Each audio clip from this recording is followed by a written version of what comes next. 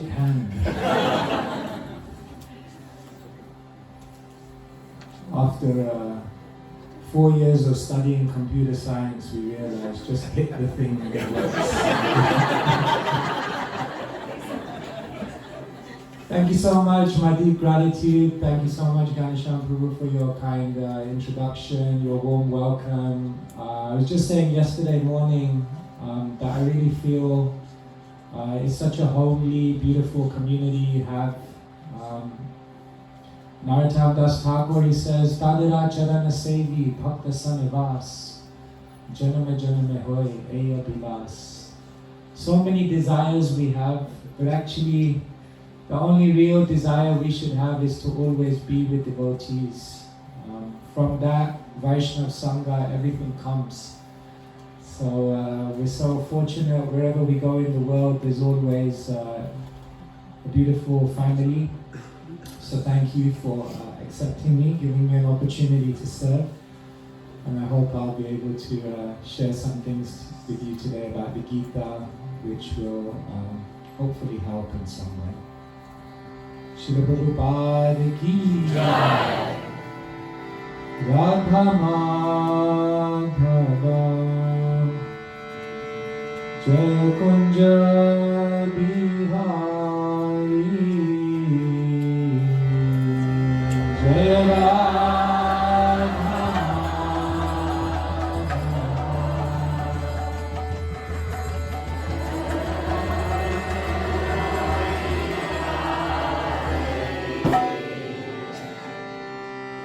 Radha Radha Madhava Jaya Kunja Bihari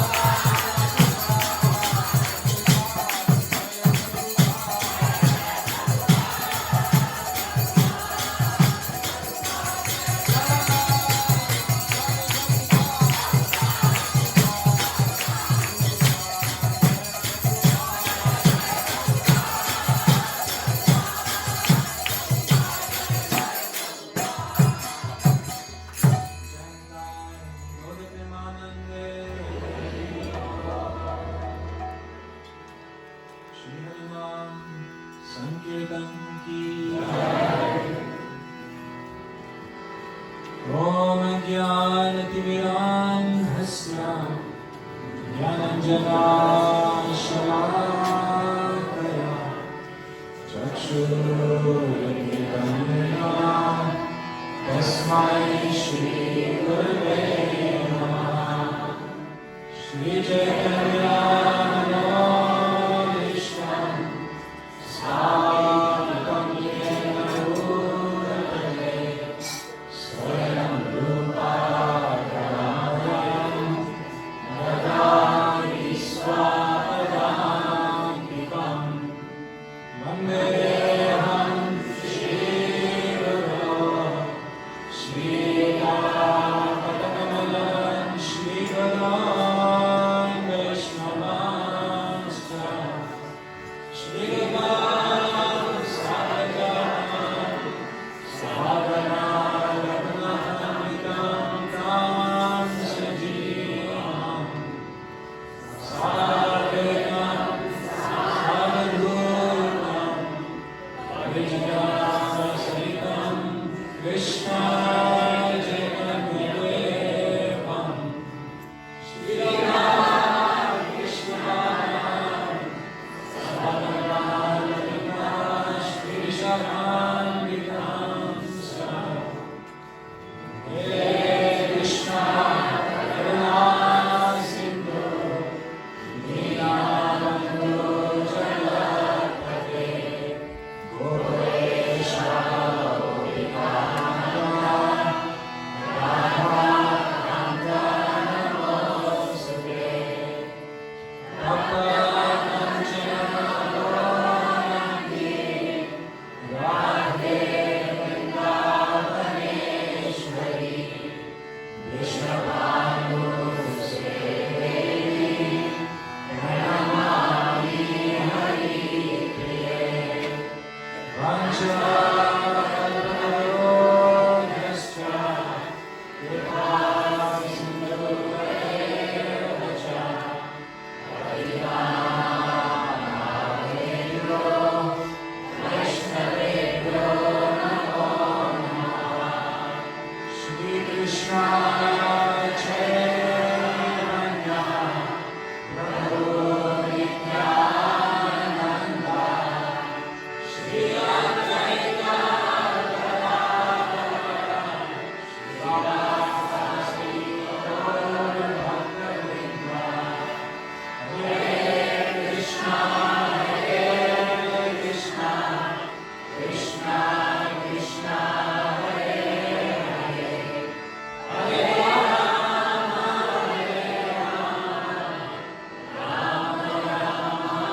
Hare Hare Shri Prabhupada ki Jai.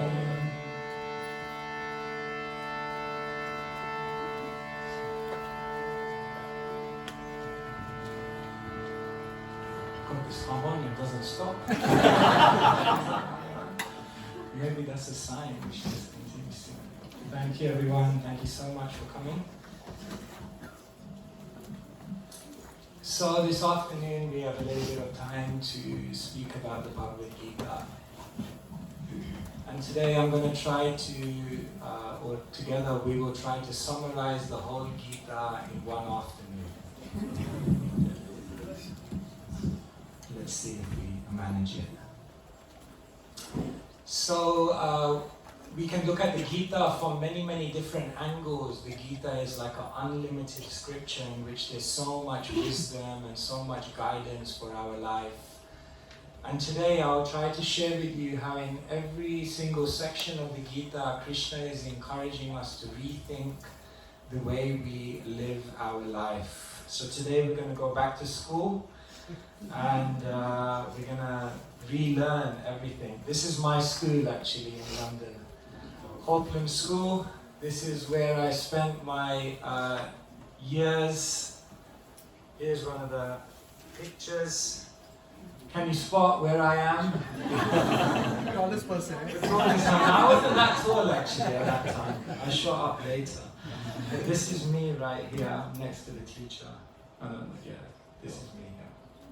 Oh, hey, this pen isn't working. Alright, just give me 1 second. I'm just going to attach this pen, okay?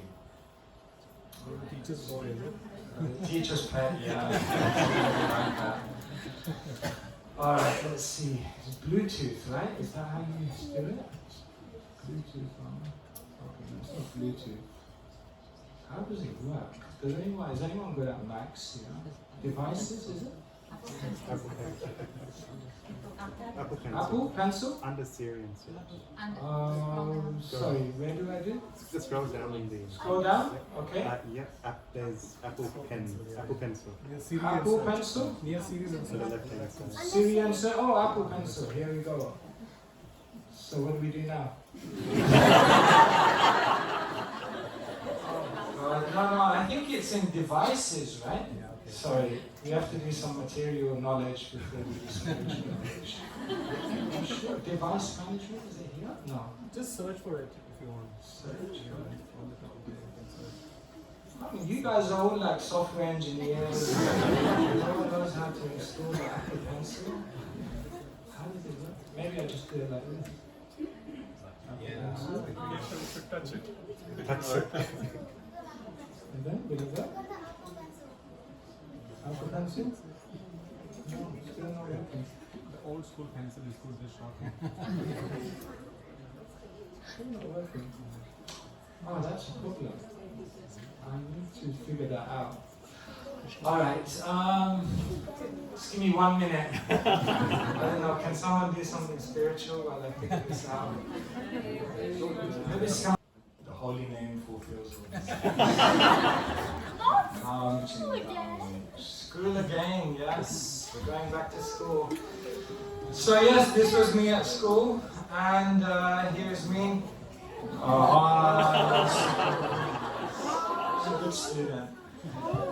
So I was a good student. I liked school actually. But actually through my school years, I always felt something was missing. I was learning many subjects. This is my timetable. Double geography on a Monday morning. So many subjects, many things we were learning at school, but I felt like there were certain things at school that I never learned. And therefore 15, 16, I was like, there's more to life to learn, and I'm not learning it here. What do you think you didn't learn in school that you feel you needed to learn for life? Yes? So actually there's actually what you call, sometimes they don't allow, like during scriptures they tell all about other cultures, and that made me feel jealous because So you learn about all different cultures but not your own culture. Okay, yeah. This is a time for the kids to vent. My school is so terrible. Anything else? The adults? What did you not learn at school that you feel you should have? Yes? self-realization. Self-realization. You're giving all the answers you want me to hear. Yes? Anything else? They don't teach you at school? Yes? Confidence. Purpose of life. The purpose of life? Confidence. Confidence. Who am I? Spiritual teachings. Spiritual teachings. Very good. Yes. Yes. There should be an hour of Bhagavad Gita. There should be an hour of Bhagavad Gita. I hope yeah, there's so many things we learn in life, in school, but maybe it doesn't help us to navigate life. As I was going through life, I was reflecting. In school, they teach you what to think, but do they teach you how to think? Maybe not. Maybe a lot of it is just memorization. Maybe a lot of it is just, what's the main question people ask their teacher? Is it going to be on the exam? It's like, if it's not on the exam, I don't care. Otherwise, I'll memorize it. In school, you learn academic knowledge, but do you learn life knowledge? Do you learn how to manage your emotions? Do you learn how to have better relationships? Do you learn how to deal with disappointment? Maybe not. We learn a lot of book knowledge, but how much life knowledge? We learn skill set, but do we learn mindset? Maybe not. You learn how to make money, is it? All of you are doing well, I'm sure. They teach you how to make money. But do they teach you how to utilize money? Maybe that will have a bigger bearing on your quality of life than even how many numbers are in your bank balance. Because did you know that happiest, the most unhappy people in the world are the people who have no money and the people who have lots of money. In school they teach you the laws of society, isn't it? But did they teach you the laws of nature? Did they teach you about the deeper laws which govern this universe and which affect our life on a day-to-day basis? School is all about how to find success. But did school teach you how to embrace failure? Sometimes failure affects our quality of life more in terms of how we deal with it, how we respond to it, how we utilize it if we're able to. And school teaches you to develop your competence, but maybe not so much about character. And it teaches you general subjects. Everyone has to do maths, right? Science, English, and that's very good. But also, we have to learn our unique talent. And maybe school doesn't always bring about that realization of what is my dharma, what is my unique talent. Now, I'm not here on a campaign against schools. I like school. School was good, and everyone should go to school. And don't boycott it. But what I'm telling you, or what I'm sharing with you, is that maybe there's much more we need to learn about life that we don't learn in school. And therefore, the Bhagavad Gita is actually that school of life. You see this picture here? It's a very beautiful picture. Arjuna is in the most distraught moment of his life. And can you see Krishna? On this picture, you can see Krishna is slightly smiling. You know, like, how does it feel when you're going through such a terrible time and someone's next to you and they're kind of just like smiling? And Vishwanath Chakravarti Thakur, the great commentator, he explains why Krishna is smiling. He says Krishna is smiling because Arjuna is the most successful, the most competent, the most powerful, the most distinguished warrior on the battlefield. But now he's become a humble student. Krishna is smiling because Krishna is like, I'm the charioteer. I just follow orders. I just drive the chariot. And now the Sarati is becoming the teacher. And Krishna is smiling because he's saying, this is a battlefield. And now it's about to become a classroom. So everything has turned on its head. And the Bhagavad Gita becomes the classroom of life. And so what we're going to talk about today is the lessons that Krishna teaches. The Vedas are a vast body of literature, isn't it? So many verses, so many subjects. And within the Vedas, there is the Mahabharata, which is one book amongst many of the Vedas. And in the Mahabharata, there are many, many books. And in one of those books is contained the Bhagavad Gita. And therefore, Lord Shiva mentions Sarva Panishado Gavo Dogda Gopalanandana Parthavatsa Sudir Bhokta Dugdam Gitam Ritam Mahat. That if you compare Sarva Panishado, if you compare all of the Vedas to a cow, Parthavatsa, then Partha, Arjuna, is like the calf taking the milk. Gopalanandana, the Krishna, he is like the milker of the cow. So you picture it. All the scriptures are like a cow. Arjuna is like the calf. Krishna is like the milker of the cow. And what is the milk coming out? Dugdam Gitam Ritam Mahat.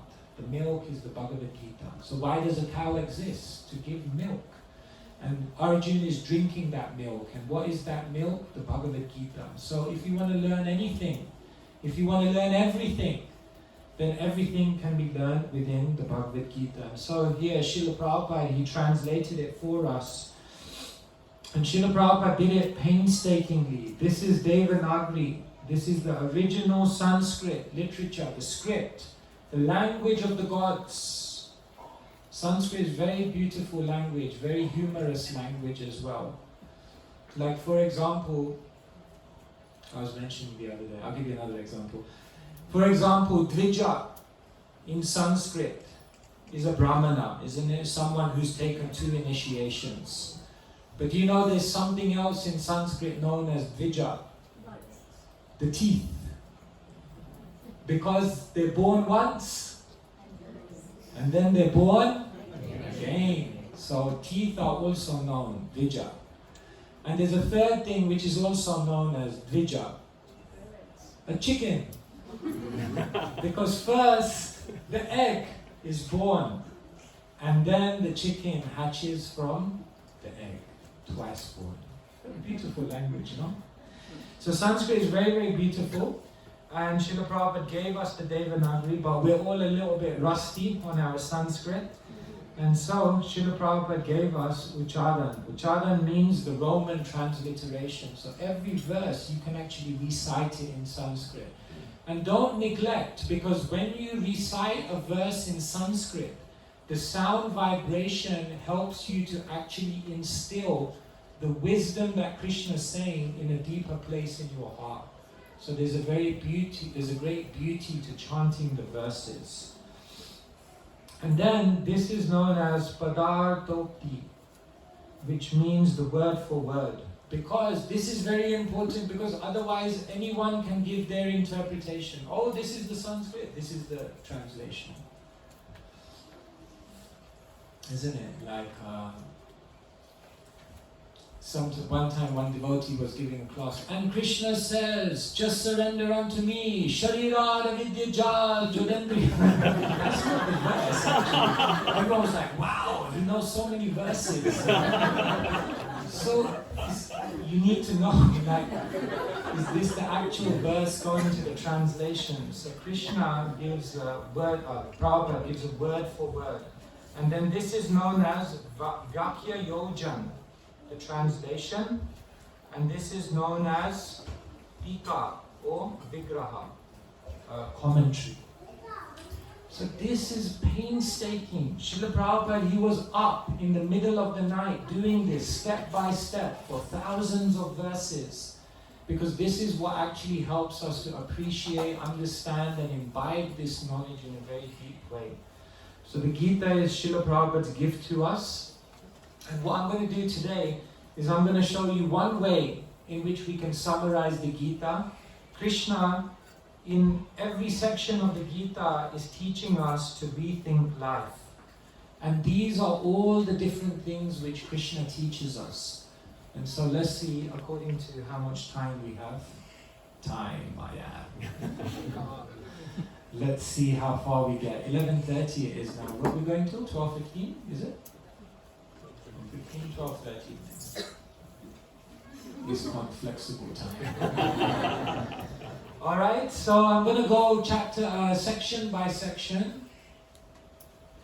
Chapter 1 is section 1, 2, chapters number 3 to 5 is section 3, like that. So this is one way of breaking up the Gita. Gita you can analyze in unlimited ways. Today I will give you one. The very first thing that Krishna does in the Gita is he encourages us to redefine success. Chapter 1 is like the context, and chapters 2 to 18 are the actual text.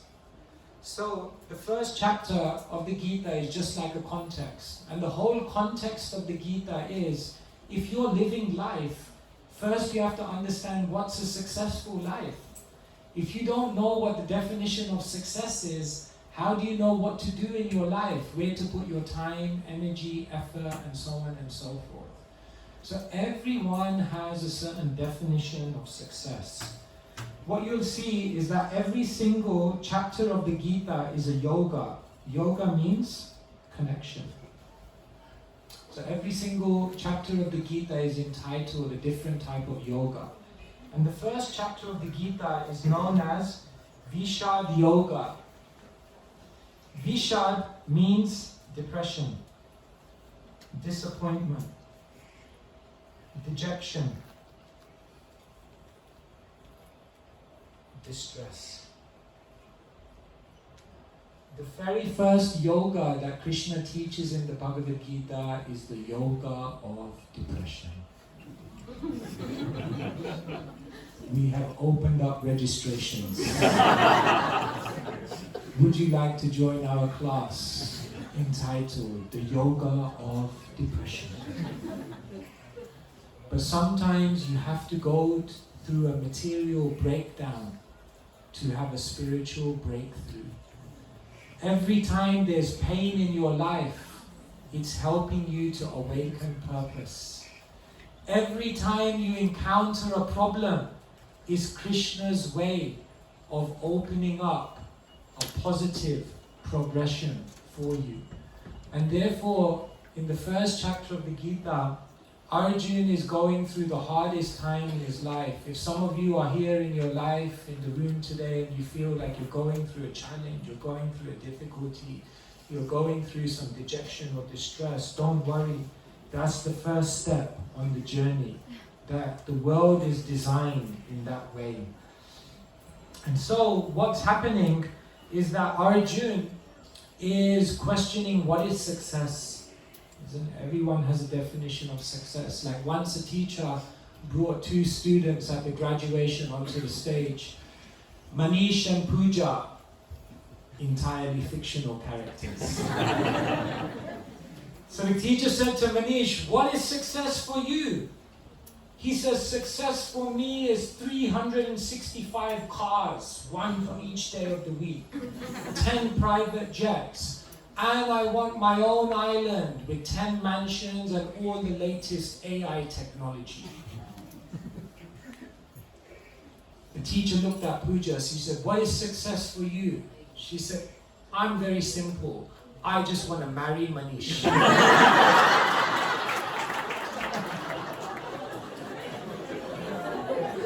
So, one way or the other, everyone is defining their success by material things. My question to you is it possible to be successful and still feel unhappy? Yes, I can feel the realization. Yes, it's possible to be successful and still feel unhappy if you have the wrong definition of success. And not just that, even if you have the right definition of success, if you pursue that success in the wrong way, then it can also make you unhappy. And not just that, if you utilize that success in the wrong way, it can also make you happy. And so the first thing that Krishna is teaching Arjuna in the Bhagavad Gita is have the right definition of success. And not just that, pursue that success in the right way. And not just that, when you achieve that success, utilize it in the right way. Sometimes people think, if I get lots of money, I'll be happy. Not only is that the wrong definition of success, but while pursuing money, they lose so many other things. Lose your health, lose your relationships, lose your peace of mind, lose your hair. And what about if you pursue it in the right way, you earn all that money, if you don't know how to utilize that money, you may find that you end up drowning in that money instead of it actually taking you to where you want to go. And therefore, Arjun is kind of looking and he's feeling, Krishna, I don't think any of these things are going to make me happy. Arjun is questioning, is there something more? Arjun on the battlefield doesn't have a doubt that he's going to win. His name is Dhananjaya. Dhananjaya means the winner of wealth. He's a winner. He's always been a winner in his life. There's no one more accomplished than him. He has no doubt that he's going to win. But what he has a doubt about is, even if I win, is it going to make me happy? And therefore he's questioning, is there something more than just this in terms of success? Dhritarashtra, he is interested in those things. His name, his very name, Dhritarashtra. Dhri means to hold, and Rashtra means the land. So it's literally holding on to the land. Can't let go of his material desires. And Arjuna on the other side is confused. So Arjuna's conclusion is that if I pursue material success, but I neglect the spiritual side, it won't make me happy. So he's realizing trying to enjoy the world is not going to work. He's come to that conclusion. But then, what Arjuna thinks is that, what about if I then pursue spiritual life and say goodbye to the material world? Mom, I'm going to become a monk. And the interesting thing is, he's thinking then maybe I should escape. And the interesting thing is, what does Krishna tell him? No. What Krishna actually tells Arjuna to do is pursue material success, win the kingdom, win the wealth, win the position, win the profit, win it all. And then connect it to your spiritual aspirations. In other words, engage with the world appropriately. So if you try to enjoy the world, it's not going to work. If you try to escape the world, it's not going to work. But if you engage with the world appropriately, that's real success. And therefore, sometimes people say, parents are worried that their kids will get too involved. Like my name, when I was born, was Sandeep. So someone said to me, Sandeep, don't go too deep. I said, well, it's my name. No, go, but don't go too deep. Because they think that if someone becomes spiritual, they're going to lose all their ambition. They're going to run away from everything. They're going to escape. They're not going to be able to achieve anything. They're not going to utilize their talent. But actually, devotees, spiritualists are the most ambitious. Actually, they're the most successful. But material success is too small. Therefore, what they do is they take material success and they orientate it towards spiritual success. And in that way, they actually begin to achieve a greater happiness. So Krishna is teaching us to rethink life. Sometimes we think things are happening to us. Is that true? Not exactly. Things are not just happening to you, things are happening for you. Sometimes we feel I'm a victim, things are just happening to me. But the devotee is never a victim. The devotee knows things are happening for me, for my good, for my advancement, for my growth. The world will tell you success is doing things better. But Krishna is teaching in the Gita, success is doing better things. Don't just try and do things better. Earn more, be more, go higher. But Krishna is teaching us, do better things. What is worthy of your attention, effort, and time in this world? The world will tell you material and spiritual are opposed. Therefore, most families say, when you're old, first one and then the other. Just like there was one young monk, he wanted to join, so his father was not agreeing. So his father came in. So he was speaking to our head monk. So he said, look, I have no problem. He can do it, but let him grow up.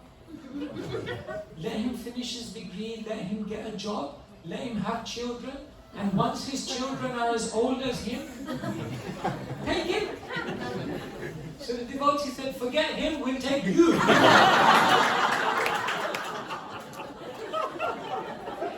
said, my God. Take him instead. Everyone always says, later, later, later, later. But material and spiritual are not opposed. Material and spiritual are complementary. Okay, you can do everything, fulfill all your duties, and at the same time be very spiritually progressive. And life is not just about earning a living, but it's actually about earning a life. Did you know it's possible to live but actually be dead? Because many people are thinking they're living, but actually they're just existing. So never skip over the first chapter of the Gita. Sometimes people read the first chapter and they think, okay, so many names here, conch shells and all this, what's all this about? I want the real philosophy. But actually, if you look at the first chapter of the Gita, it's actually teaching us that the very first thing we have to do in life is understand what is success. The very first thing we do when we wake up in the morning is we have to have it very clear in our mind. What is success? Then we can ensure whatever we're doing in life is aligned like that. Make sense? Okay, what I'll do is I'll do 2 sections at a time, and then I'll just stop and see whether you have any questions. Okay, so now we have completed the first section of the Gita where Arjuna is having an existential crisis. And he's telling Krishna, I don't know what is success, I don't know if it's going to make me happy. And Krishna is telling him, do your spiritual and material have to be integrated. The next chapter of the Gita is known as Sankhya Yoga. Sankhya is a very interesting word. Sankhya means analysis. Everyone in the world is analyzing. When you come into the room, people are analyzing you. Me and my dad, we were mad cricket fans. So we used to analyze all the scores, the batting average, the bowling average. Some people analyze the news. Donald Trump 2.0. So some people analyze sports, some people analyze politics, some people analyze people. Everyone is analyzing something. But Krishna says the very first analysis you need to do, the very first Sankhya you need to do is to understand what's the difference between spirit and matter. That is the first equation to get correct.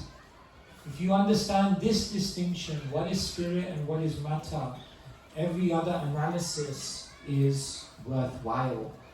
And so, Arjuna is an archer, isn't it? So when an archer is about to launch an arrow, what does the archer do first? First has to go back, isn't it? So Krishna has redefined success, telling Arjuna that success is not just material achievement. But now, what Krishna will tell Arjuna is that if you want to achieve that success, you have to follow your dharma. But in order to know what is your dharma, Krishna will tell Arjuna, first you have to understand your identity. You see, there is material success, and there is spiritual success. And, in the same way, there is material dharma, and there is spiritual dharma.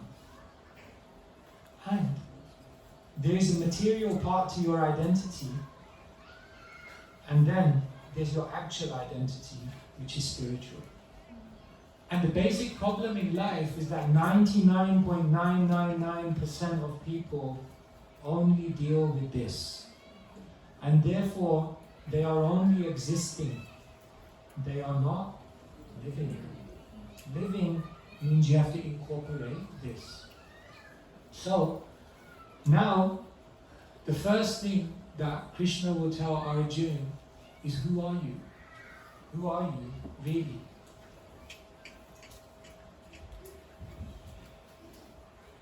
We all know this famous verse.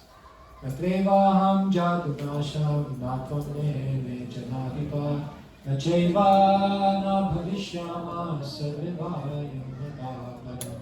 Krishna says, we're all existing eternally.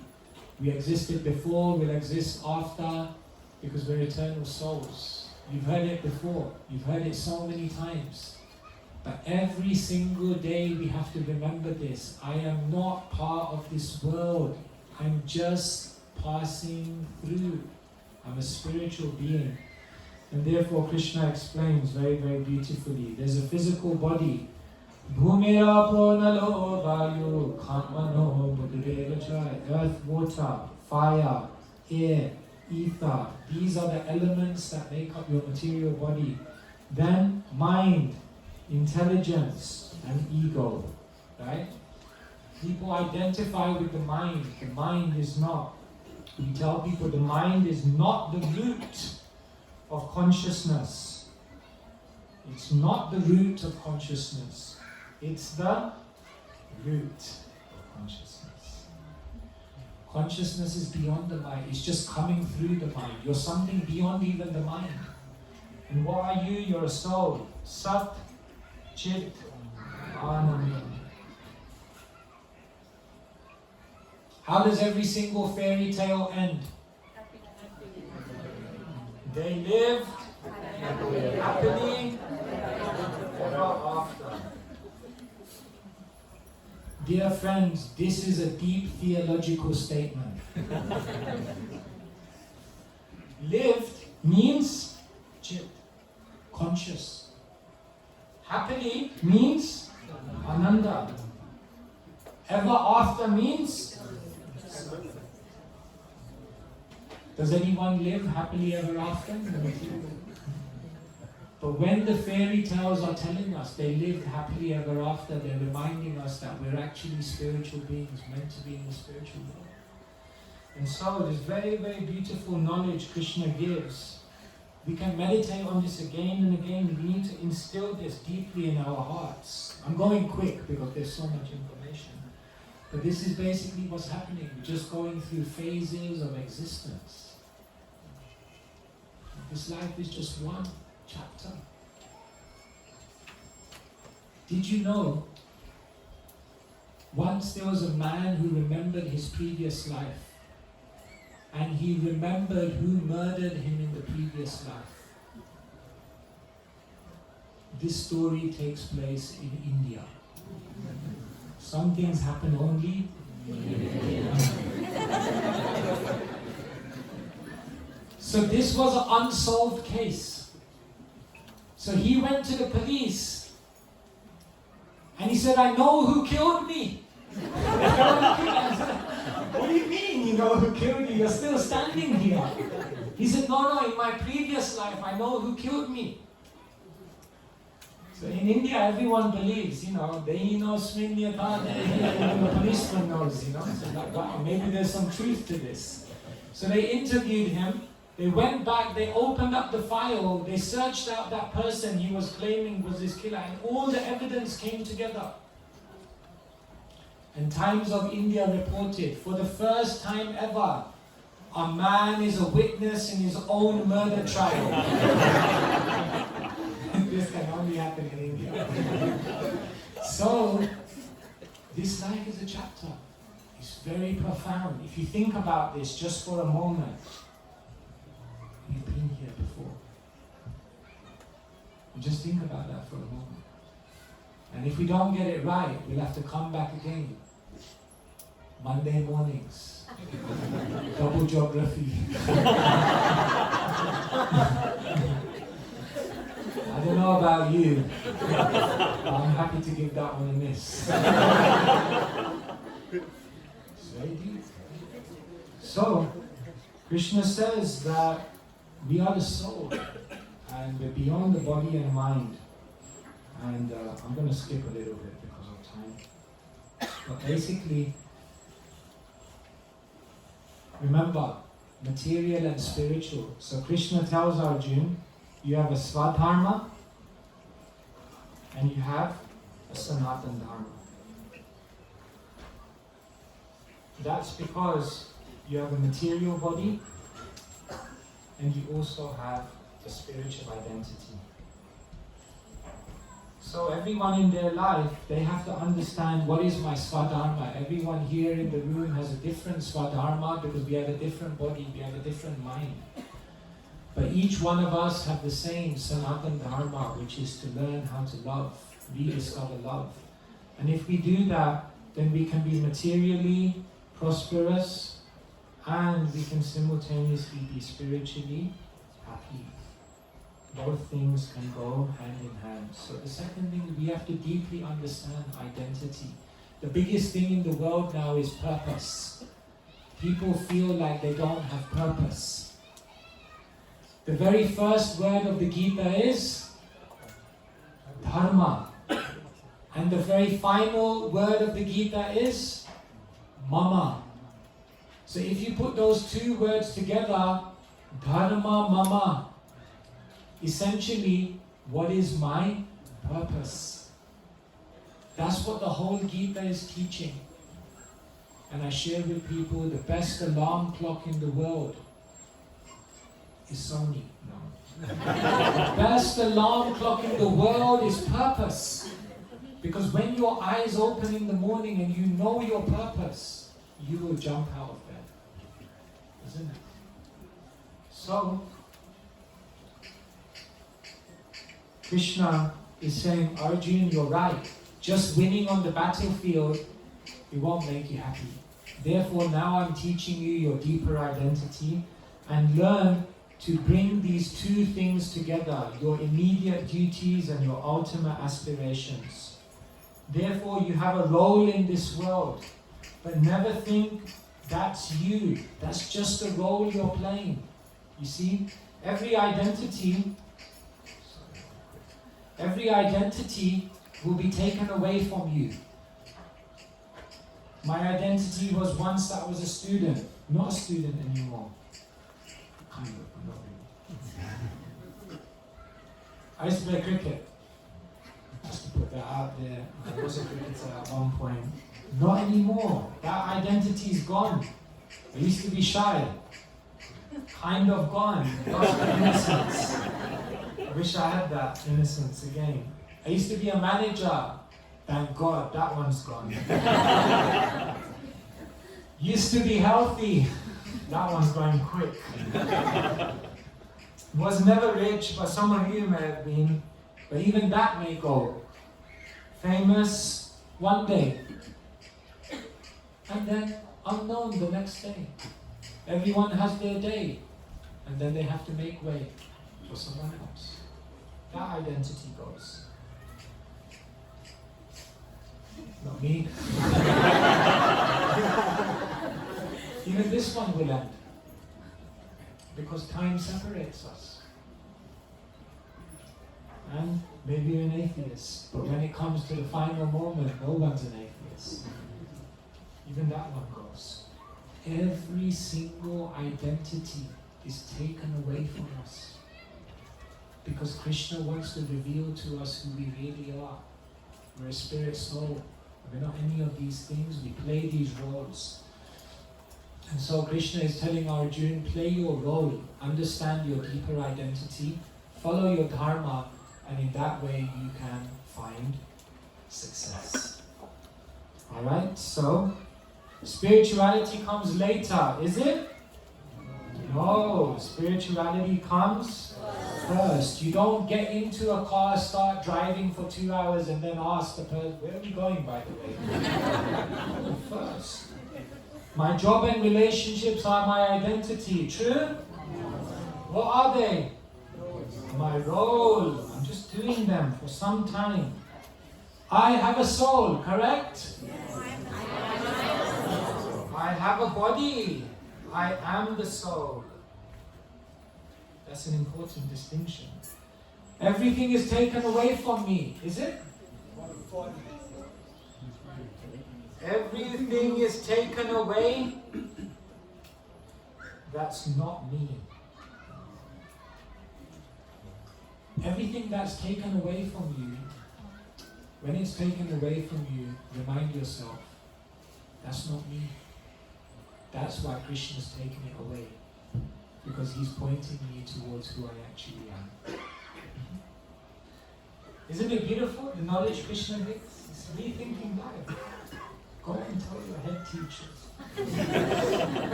Okay, so slowly, Krishna is teaching Arjuna all this incredible information which is helping him to change and rethink the way he sees life. So this is what we're doing today.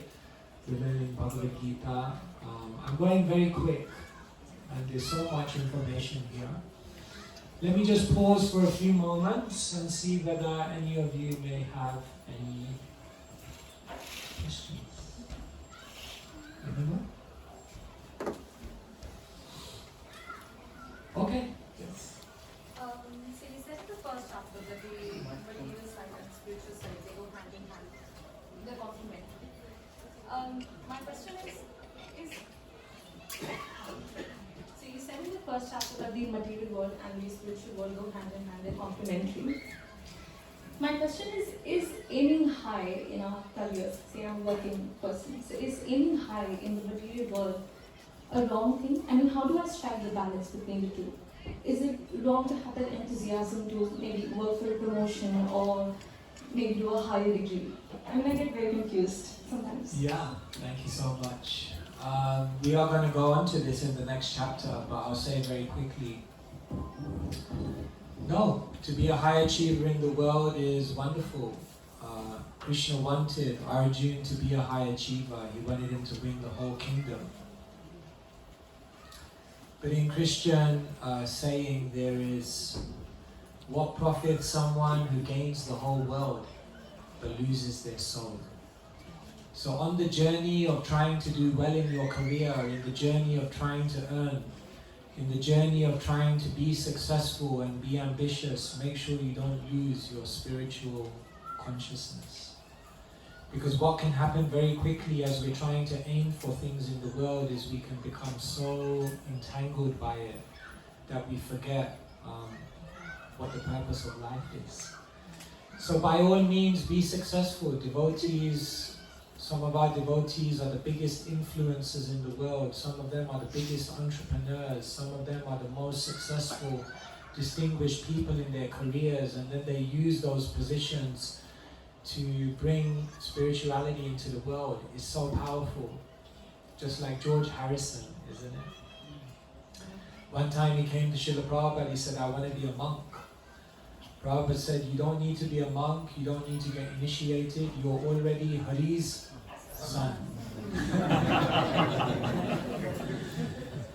Prabhupada said, go on doing your music, and through your music you can bring so many people to Krishna.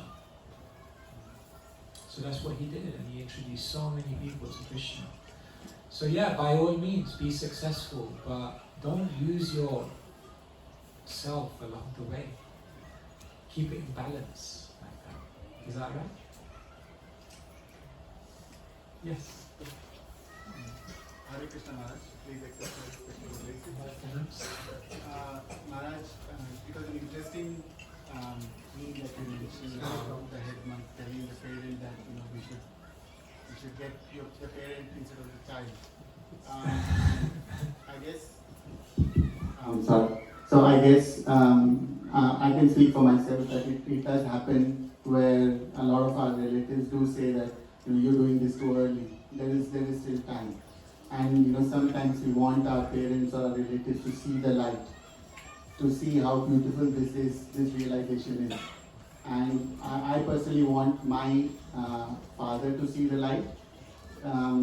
He does not. He's in this time where he's thinking, I slogged my life to take care of all of you, so I want to enjoy my life now. So how do I make him see that, it's not worth what you're doing? Maybe I'm not the right person to tell him, but how do we make him see the light? How do you make someone see the light? With great difficulty. Prabhu, we can't force anyone. Even Krishna at the end of the Gita tells Arjuna, Iti te jnanamakyatam guyat guyataramaya vimrashe tadasheshena yatechasi tatha guru. I told you, think about it, reflect on it, introspect. Yata icha tatha guru. And then whatever you want to do, you do. All you can do in your life is be a good example. All you can do in your life is be kind, be compassionate, be patient, be understanding. All you can do in your life is be so happy that someone looks at you and says, what are you on? And sometimes that speaks much louder than words. As CC said, I preach every day of the week. And now and again I say something. In other words, our character speaks much louder sometimes than our own words. So yes, be patient. It took us a long time. Sometimes we're looking at everyone like, what's up with these people? Why don't they take it up? And then we look at our own life and we think, well, it took me a bit of time too. So maybe I should be a little bit patient. So yes, we want everyone to see the light and experience the happiness. But everyone's on their own journey. Even all of us in this room, we're listening to this and it makes sense. But maybe 10% of us will take it seriously and the other 90 will be like, that was good.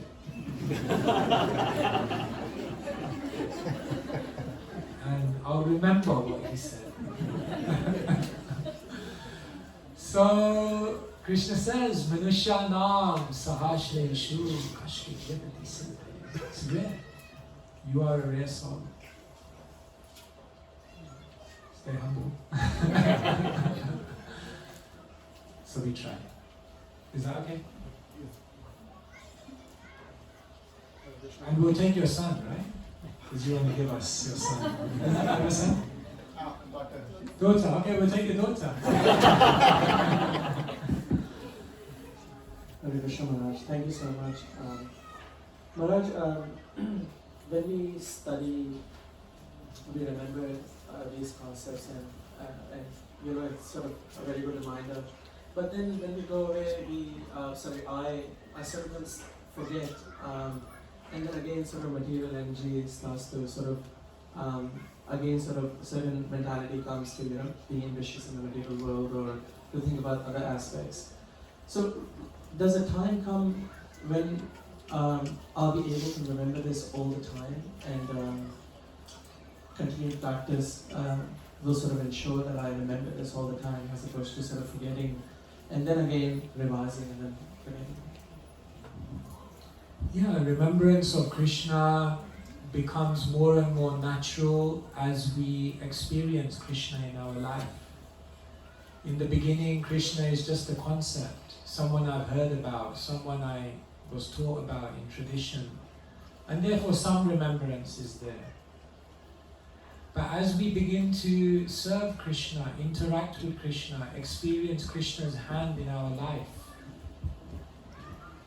One devotee said, I don't know if I've seen Krishna's face, but I see his hand every single day. So the more that we feel, yes, Krishna is acting in my life, he's there, naturally you remember him. And it comes to the point where you see Krishna everywhere. Yoman pashyati sarvatra sarvam cha mai pasyati. Krishna says, for one who sees me everywhere and sees everything in me, I'm never lost. So gradually, yeah, Krishna will begin to hijack your mind. It's like that, no? Just like all the gopis came together one day and so they were asking each other, what did you dream about Krishna? What did you dream? So they were all, what did we dream? And Radharani was quiet and then they looked at Radharani and they said, what did you dream? You tell us. We all said, now you say. And Srimati Radharani looked at all the gopis and she said, dream of Krishna, dream of Krishna. All night I was remembering Krishna, I couldn't get to sleep. So, Radha, Ragadavati, she who is running after her object of love. So soon the mind will begin to run, and your family will tell you, Bhagavad? running to the temple all the time, running. 3:30 in the morning. You become mad. Krishna consciousness should go with a health warning. You will become mad. But better to be mad for Krishna than mad for material things. Nunam pramate kurute dikarma yadindriya pritaya papiravati. Bhagavatam says people are mad, they'll do crazy things. Once my alarm went off, not once, it goes off every day. On one particular occasion, it went off at like 3 o'clock in the morning. So I was kind of like struggling, like existential crisis. Why did I pick this life? And then there was a call on my phone. It was one of my old friends. Like, why is he calling me at 3 o'clock in the morning? So I picked up the phone. And I said, what are you doing? Like, why are you awake? He said, I've been doing an all-nighter at the office. Works for JP Morgan.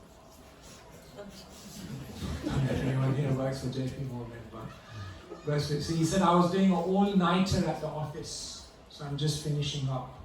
I thought I'd give you a call because I know you guys. Start the day. I thought we could just cross paths, for a few minutes. And then in my mind I thought, it's hard to get up at 3 o'clock in the morning. But I think it's harder to go sleep at 3 o'clock after doing an all-nighter in the office. I said, Krishna, I'll get up, I'll go. I'm happy. So everyone's mad. Which mad do you want to go to? So it comes in time. Remembrance of Krishna. Alright, maybe one more question and then we'll move on. Yes. Thank you, Maharaj, for giving us your wonderful teachings. And my question revolves around, you said there has to be a balance between material life and the spiritual life. But you also, in the question answers, you mentioned that Krishna attracts you so much that sometimes you forget that you have the material duties as well to do. So how do you balance that part? Is it being lazy if you are not able to, if you're too attracted and you forego some material duties? In the sense of work, that you're more attracted to, for say, servicing Krishna or doing something for him and listening to, and not putting that much time in your work. So what's your thought in it? Where is the balance? How do you... Yeah, once you take up Krishna consciousness, it's hard to put the same amount of effort into material things. What we have to do is try to connect every part of our life to Krishna. If you can get to the point where your career is not just something you do for money, but your career is something you do which is also having a direct offering to Krishna, then it's much easier for you to do well in your career and still see it as a service. If your family life is centered around Krishna, then it's natural you spend time with your family and you're still being Krishna conscious because it's integrated now. Basically, we have to move to a point where our life is integrated. Then it doesn't feel like, why should I put energy there because it's taking away from my spirituality. Everything is Krishna consciousness. And I know that may sound utopian, but that's where we have to move towards. Most of us, not me, most people, because I don't understand. Most people just do a career because it makes them money. You can do that, But you may look back in your life and felt like you spent a lot of time just for money, but you missed out on other things. Therefore, ideally try to do a career that earns you money, but that you naturally resonate with, and a career through which you can do some service for Krishna. And when all of those three come together, then when you put time and energy into your career, it won't feel like it's taking you away from Krishna, but it will feel like part of your spiritual life.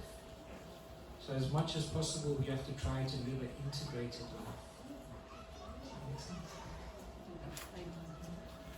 Alright, on that point of integrated life, can I speak for 10-15 more minutes? Yes. And then we'll give you a break. Give me a break. Stand up after every session. Stand up after, yeah. Alright, so on this point of integration, Arjun had the very same question.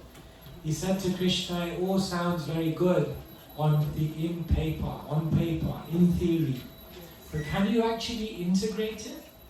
So the next 3 chapters of the Bhagavad Gita, 3 to 5, are all about integration. Can you see the one common word in all the next 3 chapters? Dharma. How do you actually act in this world and make it spiritual? Because Arjun is kind of thinking like maybe it's time to leave.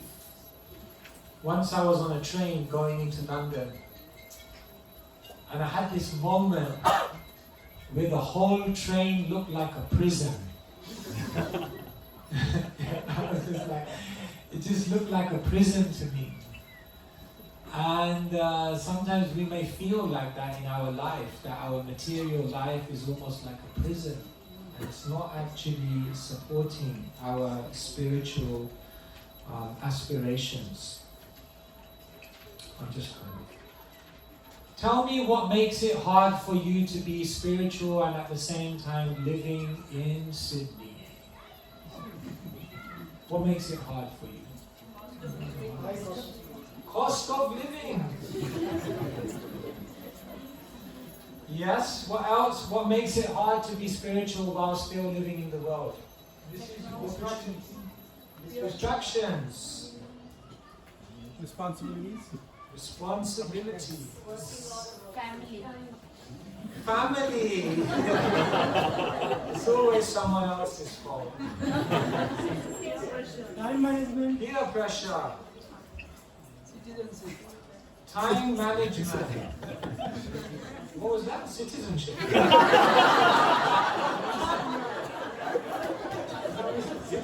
does that mean? You have to do an exam to get citizenship. I didn't get that one. Oh, getting citizenship. Yeah, that's the thing. Okay. Aspiration.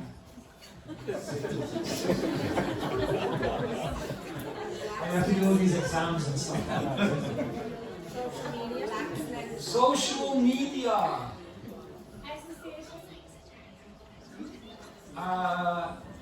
As in lack of association.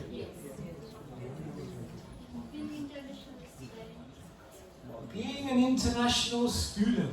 Why is that hard? Does it cost a lot of money? Is it? Temple in Boxhill. Temple in? Temple in Boxhill, rather than going all the way to North Sydney. Oh, you need a closer temple. That's it. I say lack of association. Laxness, lethargy, laziness. Okay, we could go on and on and on. There's so many things which make it hard. Arjun is saying to Krishna, if I go to the forest, it's a good solution. In the forest, do you have a cost of living crisis? In the forest, do you have a problem of distraction? No Wi-Fi. In the forest, do you have a problem of responsibilities? So much. Freedom. In the forest, is your family going to come? In the forest, are there peer pressure around you? Problem solved.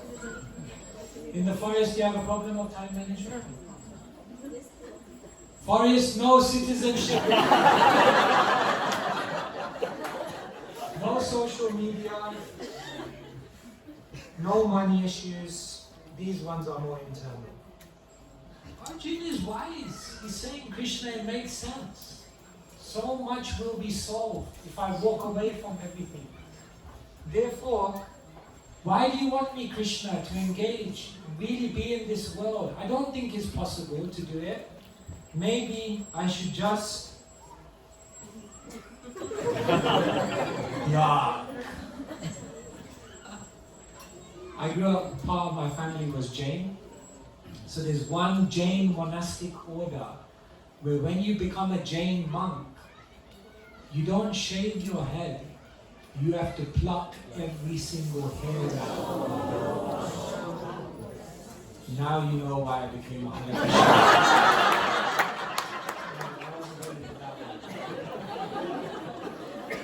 Can we just walk away? Can we really just walk away? Can you do it? Some days we think, that's it, handing in my notice. Krishna says to Arjuna, practically you can't walk away because you won't even be able to maintain your own body, society won't be maintained. Krishna says, even if practically you can maintain yourself, mentally you can't. Because you'll go to the forest and you'll be wondering, I wonder if India won the cricket match. I wonder what happened here. Your mind will still be there. You won't be able to disconnect. And Krishna says, actually, even spiritually, all the obstacles that you go through in your life are meant to be there. They're actually pushing you towards Krishna. It's a very powerful point. We see all the obstacles of our life as something taking us away from Krishna. Actually, Krishna says, they are specifically engineered to deepen your Krishna consciousness. Once someone came to Socrates and said, should I get married? Socrates said, definitely. He said, why? He said, because if you have a happy marriage, then you'll be very joyful. And if the marriage is difficult, don't worry, you'll become a philosopher like me. Even the challenges, they're meant to actually awaken something within us. And so, Krishna says to Arjuna, you have to learn the art of karma yoga. Karma yoga means do a type of work which resonates with you. Swadharma. Yeah? If you do these 6 things, you become a karma yogi. Don't just do any job. Do a job which earns you money, but which is in your nature. Second thing is, refine your lifestyle. Live in sattva. Later on in the Gita, Krishna will explain all the habits, all the lifestyle of how to structure your day-to-day functioning in this world. And if you live in sattva, you have the opportunity to be a karma yogi. From your work in the world, you get certain results. Use them in seva. Right? A priest came in front of the congregation and said, we want to build a new church. You can see where this is leading. We want to build a new church. There's good news and bad news. The good news is the money's already there. The bad news is it's still in your pocket. So we need to give.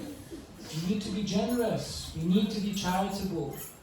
When money is spent with generosity, then that money becomes a beautiful way to connect with Krishna. Have some time to rest. Breathe. You need some space in your life. In Sanskrit, we call this swasthya, health.